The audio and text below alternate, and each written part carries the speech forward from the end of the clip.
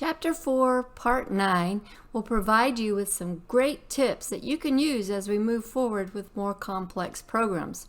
So let's go and check them out. One very common mistake students make is to use one equal sign instead of two when comparing operands. Remember that the use of one equal sign means you're assigning a value to a variable. In this example, the programmer is assigning 5 to x. Here, they're not comparing to see if they're equal. It's saying, hey, assign 5 to x. This means that the value of x is going to be 5. It's not checking to see if x is equal to 5. To do a comparison, you have to use two equal signs. So the appearance of one equal sign in place of two, that could be a silent killer to your program. It does not generate a syntax error. It's a logical error. So your program will run, but the results might not be what you expected. Double check to make sure you're using the correct operators when your results are not making sense. The conditional operator, which is a question mark followed by an operand, then a colon, and the second operand, allows you to have 3 arguments, and it simplifies how you can write the if-else statement. So let's look at this slide. The conditional operator, you use a question mark and a colon. It allows you to compare 3 arguments. That's called ternary operator. It allows you to compare 3 arguments. The syntax is expression 1, question mark, expression 2, and then expression 3. If expression 1 is true, the result of the conditional expression is expression 2. Otherwise, the result is expression 3. And here's an example.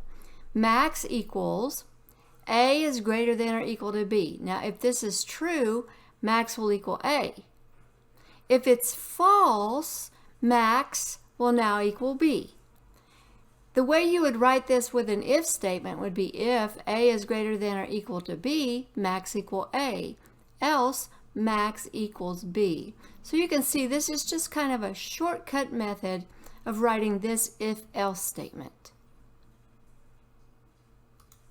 Okay, so now let's talk about program style and form.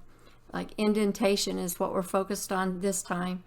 Here are a few general guidelines for properly indenting your program. Properly indenting your program can help you spot and fix your errors more quickly. Most IDEs, like Visual Studio, will indent your programs automatically, but you can indent it yourself if you want to. Most programmers like to place curly braces on a line by themselves. It just makes it easier to spot them. It easily shows the grouping of statements and helps you match the left and right braces together. But there is another style that's commonly used, and that's where the left brace is not on a line by itself, like for control structures like the if statement, but you place the left curly brace right after the parentheses of the logical expression. I have it in the example here. Then you have your statements, and then you have the closing curly brace on a line by itself.